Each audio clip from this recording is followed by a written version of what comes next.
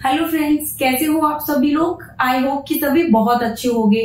तो आज हम बात करने वाले हैं हमारे जो प्रीवियस ईयर में जो अभी तक सीटेट के पेपर फर्स्ट के लिए जो प्रीवियस ईयर में जितने भी क्वेश्चंस हो चुके हैं उन सभी क्वेश्चनों के बारे में आज बात करेंगे। तो जो इसमें जितने भी क्वेश्चन लिए गए हैं वो साइकोलॉजी से, ईवीएस से और कुछ क्वेश्चन हिंदी से लिए गए हैं जो कि प्रीवियस ईयर में अभी तक सीटेट के एग्जाम्स में आ चुके हैं। तो सबसे पहले हम जो बात करने वाले हैं तो हमारा क्वेश्चन सबसे पहले है रेगिस्तानी ओक किस स्थान पर पाया जाता है, यानी कि जो रेगिस्तानी ओक है वो कौन सी जगह पर पाया जाता है, अमेरिका में, ऑस्ट्रेलिया में, उत्तरी अमेरिका में या अटलांटिक में। तो जो रेगिस्तानी ओक है वो कहाँ पर पाया जाता है, तो वो पाया जाता है ऑस्ट्रेलिया में, यानी कि जो रेगिस्तानी ओक है वो ऑस्ट्रेलिया में पाया जाता है। उसके बाद अगले क्वेश्चन पे बात करते हैं, पत्तियों का रंग हरा क्यों होता है, यानी कि जो पत्तियों का रंग हरा होता है वो किस कारण होता है, पराबैंगनी किरणों के कारण, क्लोरोफिल के कारण, नाइट्रोजन गैस के कारण या फिर इनमें से कोई भी नहीं। तो जो पत्तियों का रंग हरा होता है वो किस कारण होता है, तो इन ऑप्शनों में इसका ऑप्शन नंबर बी सही है, यानी क्लोरोफिल के कारण। जो पत्तियां होती हैं उसमें क्लोरोफिल के कारण पत्तियों का रंग हरा होता है। उसके बाद नेक्स्ट क्वेश्चन की बात करते हैं, खेजड़ी का वृक्ष कहाँ पाया जाता है, यानी कि जो खेजड़ी का वृक्ष होता है ये किस जगह पर पाया जाता है। ऑप्शन है इसके उत्तर प्रदेश में, मध्य प्रदेश में, राजस्थान में या फिर इनमें से कोई नहीं। तो इन सारे ऑप्शनों में से खेजड़ी का वृक्ष किस स्थान पर पाया जाता है, तो खेजड़ी का जो वृक्ष है वो पाया जाता है राजस्थान में। तो जो खेजड़ी का वृक्ष है वो पाया जाता है राजस्थान में। जो खेजड़ी का वृक्ष होता है ये होता है कि जो रेगिस्तानी इलाके में पाया जाता है, तो जो खेजड़ी का वृक्ष होता है उसके तने में वहां के लोग इसके तने में पानी इकट्ठा कर लेते हैं, जो कि बाद में जब सूखा वगैरह पड़ जाता है तो उस समय इसका पानी काम आता है। उसके बाद बात करते हैं, प्रकृति का सफाई कर्मी किसे कहा जाता है, कौन सा पक्षी है जिसे प्रकृति का सफाई कर्मी कहा जाता है, तो वो है गौरैया, गिद्ध, शक्करखोरा या दर्जन चिड़िया। इनमें से वो कौन सा पक्षी है जिसे प्रकृति का सफाई कर्मी कहा जाता है, तो प्रकृति का सफाई कर्मी कहा जाता है गिद्ध को। जो गिद्ध होते हैं उसे प्रकृति का सफाई कर्मी कहा जाता है। एक क्वेश्चन और आता है, जो गिद्ध होते हैं वो अभी इस समय इंडिया है इसमें विलुप्त प्राय होते जा रहे हैं। जो गिद्ध हैं ये एक तरीके से विलुप्त होते जा रहे हैं, इनको विलुप्त प्रजाति की श्रेणी में रखा गया है। वो एक क्वेश्चन ये आता है कि वो कौन सी ऐसी बुक है जिसमें विलुप्त प्रजातियों के बारे में वर्णन किया जाता है, तो जो विलुप्त प्रजातियां हो जाती हैं उनके बारे में जो वर्णन किया जाता है वो रेड डाटा बुक में किया जाता है। एक क्वेश्चन ये भी इसमें बन सकता है, जो रेड डाटा बुक है इसे जारी कौन करता है, तो रेड डाटा बुक को जारी करता है IUCN। इस प्रकार से जो गिद्ध होता है उसे प्रकृति का सफाई कर्मी कहा जाता है। गिद्ध है वो एक विलुप्त प्रजातियों में आता जा रहा है। जो रेड डाटा बुक है वो इस काम आती है, जो भी प्रजाति चाहे वो जानवरों की हो। जो रेड डाटा बुक होता है उसमें कई बार ये क्वेश्चन पूछ लिया जाता है कि केवल जानवरों के बारे में, पक्षियों के बारे में है, यानी कि जो रेड डाटा बुक है उसमें किसके बारे में ज्यादा मेंशन किया जाता है, तो चाहे वो कोई भी प्रजाति हो, कोई भी वनस्पति हो, अगर वो विलुप्त प्राय होती जाती है तो उसे रेड डाटा बुक में जारी कर दिया जाता है। रेड डाटा बुक को IUCN जारी करता है। उसके बाद अगले क्वेश्चन पे बात करते हैं, जमीन से 10 से 12 फुट ऊपर के घर किस स्थान पर बनाए जाते हैं, यानी कि वो कौन सा स्थान है जहां पर जमीन से 10 से 12 फुट ऊपर घर बनाए जाते हैं, तो वो स्थान असम है, राजस्थान है, जम्मू कश्मीर है या लद्दाख है। इनमें से वो कौन सी ऐसी जगह है जहां पर जमीन से 10 से 12 फुट ऊपर घरों को बनाया जाता है। अब बात करते हैं, जो जमीन से 10 से 12 फुट ऊपर घर बनाए जाते हैं वो क्यों बनाए जाते हैं। जमीन से जो 10 से 12 फुट ऊपर घर बनाए जाते हैं वो इस कारण बनाए जाते हैं, वो स्थान है असम। असम में जमीन से 10 से 12 फुट ऊपर घर बनाए जाते हैं क्योंकि असम में होने वाली जब बारिश होती है तो वहां पर बाढ़ आने की खतरा ज्यादा रह जाता है, वहां पर बहुत ज्यादा पानी भर जाता है। तो पहले जैसे कि ये एक ऊपर की तरफ घर बना हुआ है तो इसके नीचे घर के चारों तरफ ये 4 खंभे लगा दिए जाते हैं जिनके ऊपर लकड़ी का घर बनाया जाता है। तो ऐसा कहाँ पर होता है, असम में। उसके बाद नेक्स्ट क्वेश्चन पे बात करते हैं, सूर्य के सबसे निकट कौन सा ग्रह है, यानी कि जो सूर्य है उसके सबसे निकट कौन सा ग्रह है, बुध है, शुक्र है, अरुण है या वरुण है। इनमें से कौन सा ग्रह है जो सूर्य के सबसे निकट है, तो सूर्य के जो सबसे निकट ग्रह है वो है बुध। बुध ग्रह सूर्य के सबसे निकट है। बुध ग्रह सूर्य के सबसे निकट होने के कारण ये सूर्य की परिक्रमा सबसे जल्दी कर लेता है। यानी कि जो बुध ग्रह है वो सूर्य की परिक्रमा सबसे जल्दी कर लेता है क्योंकि वह सूर्य के सबसे निकट है। अब बात करते हैं जैसे कि ये शुक्र ग्रह है। शुक्र ग्रह को क्या कहा जाता है? तो शुक्र ग्रह को भोर का तारा, सांझ का तारा, पृथ्वी की बहन, सबसे अधिक चमकीला ग्रह, ये सब चीजें भी शुक्र ग्रह को कही जाती हैं। उसके बाद नेक्स्ट क्वेश्चन पे बात करते हैं, नीला ग्रह किसे कहते हैं? यानी कि जो नीला ग्रह है वो किसे कहते हैं? चंद्रमा को, मंगल को, पृथ्वी को या बृहस्पति को? इनमें से कौन सा ग्रह है जिसे नीले ग्रह की श्रेणी में रखा जाता है? तो जो नीला ग्रह है वो कहा जाता है पृथ्वी को। पृथ्वी को नीला ग्रह कहा जाता है। पृथ्वी का एकमात्र उपग्रह है जो कि चंद्रमा है। चंद्रमा पृथ्वी का उपग्रह है। मंगल को कौन सा ग्रह कहा जाता है? तो जो मंगल ग्रह है ये लाल ग्रह है।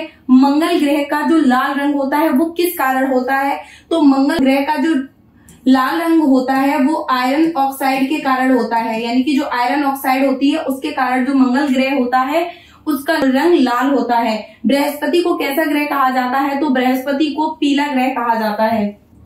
उसके बाद अगली बात करते हैं, राजस्थान के में किस प्रकार के घर बनाए जाते हैं? यानी कि जो राजस्थान है वहां पर किस प्रकार के घर बनाए जाते हैं? मिट्टी के, बर्फ के, झाड़ियों के या पत्थर के? राजस्थान में किस प्रकार के घर बनाए जाते हैं? तो राजस्थान में जो घर बनाए जाते हैं वो मिट्टी के घर बनाए जाते हैं। राजस्थान में जो मिट्टी के घर बनाए जाते हैं वो किस कारण बनाए जाते हैं? गर्मी से बचाव के लिए वहां पर जो घर है वो मिट्टी के बनाए जाते हैं। जो इन घरों की छत होती है वो कटीली झाड़ियों की बनी होती है। जो राजस्थान में जितने भी घर होते हैं उनकी जो छतें होती हैं वो कटीली झाड़ियों की बनी होती हैं। बर्फ के घर को क्या कहते हैं? अगर ये क्वेश्चन आता है तो बर्फ के घर को कहा जाता है इग्लू। यानी कि जो बर्फ का घर होता है उसे इग्लू कहा जाता है। इग्लुओं में कौन सी प्रजाति निवास करती है? तो जो इग्लू होती है इनमें एस्किमो प्रजाति निवास करती है। जो इग्लू घर है ये किस जगह पर बनाए जाते हैं? तो ये घर बनाए जाते हैं लद्दाख में। उसके बाद बात करते हैं, जो झाड़ियां हैं इनके कोई भी घर नहीं बने होते, पत्थर के घर कहीं कहीं पर बनाए जाते हैं। उसके बाद अगली बात करते हैं, बर्फ के घर कहाँ बनाए जाते हैं? राजस्थान में, मेघालय में, असम में या लद्दाख में? तो जैसा कि अभी बताया था, जो बर्फ के घर होते हैं जिन्हें इग्लू कहा जाता है वो घर बनाए जाते हैं लद्दाख में। उसके बाद बात करते हैं नेक्स्ट क्वेश्चन की, पर्यावरण में सबसे अधिक हानिकारक कौन सा वृक्ष होता है? यानी कि जो पर्यावरण है उसके लिए सबसे हानिकारक वृक्ष कौन सा होता है? जैसे पर्यावरण का सफाई कर्मी गिद्ध को कहा जाता है, उसी प्रकार से जो पर्यावरण का सबसे हानिकारक वृक्ष होता है वो यूकेलिप्टस होता है, नीम होता है, बरगद होता है या पीपल होता है। नीम को एक प्रकार से औषधि वृक्ष भी कहा जाता है। यानी कि जो नीम होता है इसे एक प्रकार से औषधि का वृक्ष भी कहा जाता है। यूकेलिप्टस होता है जो पर्यावरण के लिए सबसे हानिकारक होता है। जो यूकेलिप्टस है इसे पर्यावरण के लिए हानिकारक वृक्ष की श्रेणी में रखा जाता है। पर्यावरण दिवस कब मनाया जाता है? ये क्वेश्चन सीटेट के एग्जाम्स में या अदर कोई भी कॉम्पिटिटिव एग्जाम हो उनमें कई बार पूछा गया है। 3 जून को, 4 जून को, 5 जून को या 6 जून को जो पर्यावरण दिवस है वो कब मनाया जाता है? तो पर्यावरण दिवस मनाया जाता है 5 जून को। उसके बाद बात करते हैं नेक्स्ट क्वेश्चन की, अच्छा लड़का और अच्छी लड़की के बारे में अपने सिद्धांत में किस मनोवैज्ञानिक ने बताया है? ऐसा कौन सा मनोवैज्ञानिक है जिसने अपने सिद्धांत में अच्छा लड़का और अच्छी लड़की के बारे में बताया है? जीन पियाजे है, कोहलर है, कोहलबर्ग है या एरिक्सन है? इनमें से कौन से ऐसे मनोवैज्ञानिक हैं जिन्होंने अच्छा लड़का और अच्छी लड़की का जो सिद्धांत है वो बताया है? तो वो जीन पियाजे है, कोहलर है, कोहलबर्ग है या एरिक्सन है? तो उस मनोवैज्ञानिक का नाम है कोहलबर्ग। कोहलबर्ग ने अपनी थ्योरी में अच्छा लड़का और अच्छी लड़की के बारे में बताया है। अच्छा लड़की और अच्छी लड़की की जो संज्ञा दी जाती है वो उस एज में दी जाती है जब बच्चा बाल्यावस्था में होता है, तो उसे अच्छा लड़का और अच्छी लड़की की संज्ञा इसलिए दे दी जाती है कि जब बच्चे को इस प्रकार के किसी भी शब्द से संबोधित किया जाता है तो बालक को किसी भी कार्य को करने के लिए उनका ज्यादा मन लगता है, तो वो उस कार्य को करने के लिए तुरंत रेडी हो जाते हैं। उसके बाद अगला क्वेश्चन है, एक बालक किसी भी कार्य को अनुकरण करके सीखता है। यानी कि कोई भी बालक है अगर किसी भी कार्य को अनुकरण के माध्यम से यानी कि इमिटेशन के माध्यम से सीखता है तो यह किसके सिद्धांत पर आधारित है? तो अनुकरण के माध्यम से जब बालक कार्य करता है तो वो किसके सिद्धांत पर आधारित है? थॉर्नडाइक के सिद्धांत पर, स्किनर के सिद्धांत पर, जीन पियाजे के सिद्धांत पर, या फिर इनमें से कोई भी नहीं? तो ऐसा कौन सा मनोवैज्ञानिक है जिसने ये बताया है कि बालक किसी भी चीज को अनुकरण के माध्यम से यानी कि इमिटेशन के माध्यम से सीखता है? तो वो है स्किनर महोदय। स्किनर महोदय ने बताया है कि बालक किसी भी चीज को सीखने के लिए अनुकरण के माध्यम से उस चीज को सीख सकते हैं। थॉर्नडाइक ने अपने सिद्धांत में मुख्य कितने नियम दिए हैं? तो थॉर्नडाइक ने अपने तीन मुख्य नियम दिए हैं। थॉर्नडाइक ने जो अपने सिद्धांत में दिए हैं वो 5 गॉड नियम दिए हैं। थॉर्नडाइक ने जो प्रयोग किया था वो किस पर किया था? तो थॉर्नडाइक का प्रयोग किया गया था भूखी बिल्ली पर। उसी प्रकार से बात करते हैं जीन पियाजे के बारे में। तो जीन पियाजे ने कौन सा सिद्धांत दिया है? तो जीन पियाजे ने दिया है संज्ञानात्मक विकास का सिद्धांत। जो जीन पियाजे के द्वारा दिया गया सिद्धांत उसका नाम है संज्ञानात्मक विकास का सिद्धांत, यानी संज्ञानात्मक विकास का सिद्धांत जीन पियाजे के द्वारा दिया गया है। इसमें बालक की जो अधिगम की अवस्थाएं बताई गई है, वो बालक के विकास की जो अवस्थाएं हैं वो कितनी बताई है जीन पियाजे ने? तो बालक के विकास की 4 अवस्थाएं जीन पियाजे के द्वारा बताई गई हैं। उसके बाद नेक्स्ट क्वेश्चन के बारे में बात करते हैं, नेत्र का तद्भव क्या होता है? यानी कि जो नेत्र है उसका तद्भव क्या होता है? आंख होता है, नयन होता है, लोचन होता है या हय होता है? तो इनमें से जो नेत्र है उसका तद्भव क्या होता है? तद्भव वे शब्द होते हैं जो हमारे घरेलू यानी कि जो आम बोलचाल की भाषा में यूज किए जाते हैं, वो शब्द होते हैं तद्भव शब्द। तो नेत्र का जो तद्भव है वो बोला जाता है आंख का। आंख का जो तत्सम शब्द है वो नेत्र है। उसी प्रकार से जो नेत्र का तद्भव है वो है आंख। उसके बाद बात करते हैं स्कीमा शब्द का प्रयोग किसने किया है? यानी कि जो स्कीमा शब्द है उसका प्रयोग किसने किया है? तो सबसे पहले बात करते हैं जो स्कीमा होता है वो क्या होता है? किसी भी बालक के सामने जब भी किसी भी चीज को हम रखते हैं या उसे समझाते हैं, उन सभी चीजों को जो उसके सामने घटनाएं घटित हुई है या जो चीजें उसने सीखी हैं उसका उसके माइंड में कॉन्सेप्ट बन जाना स्कीमा कहलाता है। यानी कि किसी भी चीज का कॉन्सेप्ट उसके दिमाग में बन जाना, यानी कि कॉन्सेप्ट बालक के दिमाग में बन जाना स्कीमा कहलाता है। किसी भी चीज का कॉन्सेप्ट जब बालक के दिमाग में स्थापित हो जाता है तो वो स्कीमा कहलाता है। तो ये किसने दिया? थॉर्नडाइक ने, एरिक्सन ने, जीन पियाजे ने या वाइगोत्स्की ने? इनमें से कौन सा ये जो वर्ड है स्कीमा वर्ड, उसको प्रयोग करने वाले मनोवैज्ञानिक का नाम क्या था? तो वो थे जीन पियाजे। जीन पियाजे जी ने अपनी थ्योरी में स्कीमा शब्द का यूज किया है। उसके बाद बात करते हैं स्कैफोल्डिंग शब्द का प्रयोग किसने किया है? इनमें से वो कौन सा मनोवैज्ञानिक है जिसने स्कैफोल्डिंग शब्द का प्रयोग किया है? जीन पियाजे ने, वाइगोत्स्की ने, कोहलबर्ग ने या फिर इनमें से कोई भी नहीं? तो ऐसे कौन से मनोवैज्ञानिक हैं जिन्होंने स्कैफोल्डिंग शब्द का यूज किया है? तो वो है वाइगोत्स्की। वाइगोत्स्की ने अपनी थ्योरी में स्कैफोल्डिंग शब्द का प्रयोग किया है। जो स्कैफोल्डिंग होती है वो होती क्या है? एक बालक जब किसी भी चीज का अधिगम कर रहा होता है या किसी भी चीज को सीख रहा होता है तो उस चीज को सीखने के दौरान उसे एक अपूर्ण रूप से दी गई यानी कि जो उसे पूरी तरीके से किसी भी चीज की हेल्प नहीं दी जा रही है, उसे हल्की सी मदद देना या उसे थोड़ा बहुत उसको सहारा देके उस चीज को सिखा देना, उसे स्कैफोल्डिंग कहा जाता है। यानी कि कोई भी बालक जैसे अगर साइकिल चलाना सीख रहा है तो उस बालक को थोड़ी सी उसकी हेल्प कर देना यानी कि बहुत थोड़ी सी मदद कर देना उस बालक की स्कैफोल्डिंग कहलाती है। जो स्कैफोल्डिंग शब्द है वो ऐसे लिया गया है, जब किसी भी बालक को स्कैफोल्डिंग दी जा रही है तो वो किसी भी व्यक्ति के द्वारा दी जा सकती है। स्कैफोल्डिंग किसके द्वारा दी जाती है? तो वाइगोत्स्की ने एक शब्द का यूज और किया है जिसको बोला जाता है एमकेओ। एमकेओ की जो फुल फॉर्म होती है वो होती है मोर नॉलेजेबल अदर। जो मोर नॉलेजेबल अदर होता है यानी कि बालक को जो भी जिसके द्वारा स्कैफोल्डिंग दी जा रही है या जिसके द्वारा थोड़ी सी मदद दी जा रही है वो कोई भी वह व्यक्ति हो सकता है जो कि उससे उस कार्य में अधिक जानकार हो, चाहे वो उसके शिक्षक हो सकते हैं, उसके माता पिता हो सकते हैं, उसके फ्रेंड्स हो सकते हैं या उसके परिवार के कोई भी अदर व्यक्ति हो सकते हैं। वाइगोत्स्की ने एक और शब्द का प्रयोग किया है जिसको बोला जाता है प्राइवेट स्पीच। यानी कि जब बालक किसी भी चीज को सीख रहा होता है तो वो अपनी चीजों को यानी कि जो अपने खुद को जब किसी भी चीज के लिए निर्देश देता है, खुद को उस कार्य को करने के लिए, जैसे बालक किसी भी कार्य को कर रहा है और उस कार्य को करने के लिए जब वो अपने मन में बड़बड़ाने लगता है या खुद को निर्देश देने के लिए वो चीजें बोलने लगता है तो उसको बोला जाता है प्राइवेट स्पीच। तो जो वाइगोत्स्की है उन्होंने ही स्कैफोल्डिंग शब्द का प्रयोग किया था। एमकेओ शब्द का भी यूज उन्होंने ही किया है। प्राइवेट स्पीच है उस शब्द का भी यूज वाइगोत्स्की के द्वारा किया गया है। उसके बाद बात करते हैं लेखन संबंधी अधिगम अक्षमता को क्या कहते हैं? यानी कि एक बालक जो किसी भी चीज को लिखने में असमर्थ है या लिखने में अधिक त्रुटियां कर रहा है, तो उससे संबंधित जो अक्षमता होती है उसे क्या कहा जाता है? डिसलेक्सिया, डिस्प्रैक्सिया या डिसग्राफिया या डिसकैलकुलिया। इनमें से वो कौन सी अक्षमता है जो लेखन संबंधी अक्षमता है? तो जो डिसलेक्सिया होती है उसको बोली जाती है पठन संबंधी जो अक्षमता होती है उसे बोला जाता है डिसलेक्सिया। जब बालक किसी भी चीज को अच्छे से न बोल पाता है न कर पाता है तो उस अक्षमता को बोलते हैं डिस्प्रैक्सिया। डिसग्राफिया जो होती है उसे बोला जाता है लेखन संबंधी अक्षमता। यानी कि जब बालक किसी भी चीज को लिखने में असमर्थ होता है या उससे परेशानी उसके सामने क्रिएट हो रही होती है तो उसको बोला जाता है लेखन संबंधी अक्षमता। उसके बाद बात करते हैं डिसकैलकुलिया।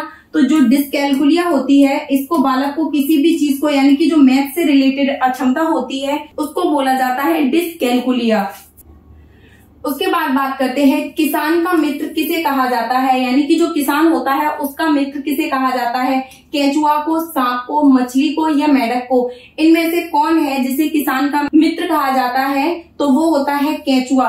केंचुआ को किसान का मित्र क्यों कहा जाता है? केंचुआ को किसान का मित्र इसलिए कहा जाता है कि जब किसी भी जमीन को खोदकर जब केंचुआ उसमें अंदर जाता है तो उसमें होल बना देता है। तो जब वो उस जमीन में एक प्रकार से होल बना देता है तो वो एक वर्मी कंपोस्टिंग की तरह कार्य करता है, एक प्रकार से खाद की तरह कार्य करता है। तो इससे जो जमीन होती है उसकी उर्वरक क्षमता बढ़ जाती है, इसलिए केंचुआ को किसान का मित्र कहा जाता है। उसके बाद बात करते हैं अगले क्वेश्चन के बारे में। डल झील कहाँ पर स्थित है? यानी कि जो डल झील है वो किस जगह पर स्थित है? श्रीनगर में, लद्दाख में, केरल में या महाराष्ट्र में? जो डल झील है वो कहाँ पर स्थित है? तो जो डल झील है वो स्थित है श्रीनगर में। उसके बाद बात करते हैं जो डल झील में जो घर बनाए जाते हैं उन घरों को डोंगा कहा जाता है। जो वहां के जो श्रीनगर के निवासी होते हैं वो लोग डल झील में जो घर बनाए जाते हैं यानी कि यहाँ पर डल झील में घर बनाए जाते हैं उन घरों को डोंगा कहा जाता है। उन डोंगाओं में जो वहां की जनजाति है वो वहां पर निवास करती है। उसके बाद अगली क्वेश्चन की बात करते हैं। कौन सा जानवर मनुष्य से 6 गुना अधिक देख पाता है? वो बाघ है, लोमड़ी है, हाथी है या फिर इनमें से कोई भी नहीं? तो ऐसा कौन सा जानवर है जो मनुष्य से 6 गुना अधिक देख पाता है? तो वो जानवर है बाघ। बाघ मनुष्य से 6 गुना अधिक देख पाता है। बाघ की जो मूंछें होती हैं उनमें होने वाले कंपन के द्वारा वह इस चीज का अनुभव भी लगा लेता है कि कौन चीज उसके शिकार करने के लिए है, यानी कि उसे वो खा सकता है, उसका शिकार आ रहा है, या फिर कौन सी चीज ऐसी है जो उसे खतरा पहुंचा सकती है, उसे नुकसान पहुंचा सकती है। ये वह अपनी मूंछों के द्वारा उसके में हो रहे कंपन के द्वारा पता लगा सकता है। जो बाघ होता है वो अपना जो क्षेत्र होता है, बाघ अपने क्षेत्र को जो चिन्हित करता है वो अपने मल मूत्र के द्वारा चिन्हित करता है कि इतना एरिया इस बाघ के अंडर में आता है। उसके बाद नेक्स्ट क्वेश्चन पे बात करते हैं। जो स्लॉथ है कितने साल तक जीवित रहता है? 30 साल तक, 40 साल तक, 50 साल तक या 60 साल तक? जो स्लॉथ होता है वो सबसे ज्यादा आलसी जानवर होता है। स्लॉथ को सबसे ज्यादा आलसी जानवर कहा जाता है। ये अपने जीवन काल में 7 से 8 पेड़ पर ही जाता है, यानी कि ये अपने संपूर्ण जीवन काल में मात्र 7 से 8 पेड़ों पर ही जाता है। ये जिन पेड़ों पर रहता है उन्हीं पेड़ों की पत्तियां खाता है। ये अपने संपूर्ण जीवन काल में जब एक पेड़ की पत्तियां समाप्त कर देता है उसके बाद वह दूसरे पेड़ पर चढ़ा जाता है, फिर वहां उस पेड़ की पत्तियां खाता है। जब उसकी पत्तियां समाप्त कर देता है तो ये अगले पेड़ पर चला जाता है। जो स्लॉथ होता है वो मात्र मलमूत्र त्याग के लिए ही पेड़ से नीचे उतरता है, यानी कि जो स्लॉथ होता है वो सबसे आलसी जानवर होता है। केवल मलमूत्र को त्यागने के लिए ही वह पेड़ से नीचे उतरता है। तो जो स्लॉथ की एज होती है वो 40 ईयर होती है। स्लॉथ मात्र 40 साल तक जीवित रह सकते हैं। तो ये थे हमारे हिंदी, ईवीएस और साइकोलॉजी में पूछे जाने वाले कुछ क्वेश्चन जो प्रीवियस ईयर में जो अभी तक सीटेट के एग्जाम हो चुके हैं उन सभी में अभी तक आ चुके हैं। तो ये क्वेश्चन आप सभी लोगों को कैसे लगे? ये सारे क्वेश्चन अगर आप लोगों को अच्छे लगे तो अपनी राय जरूर दीजिए, ताकि कि जो और प्रीवियस ईयर क्वेश्चन है उनको हम जरूर करवाएं। तो अभी के लिए इस टॉपिक पर फिलहाल इतना ही। Thank you.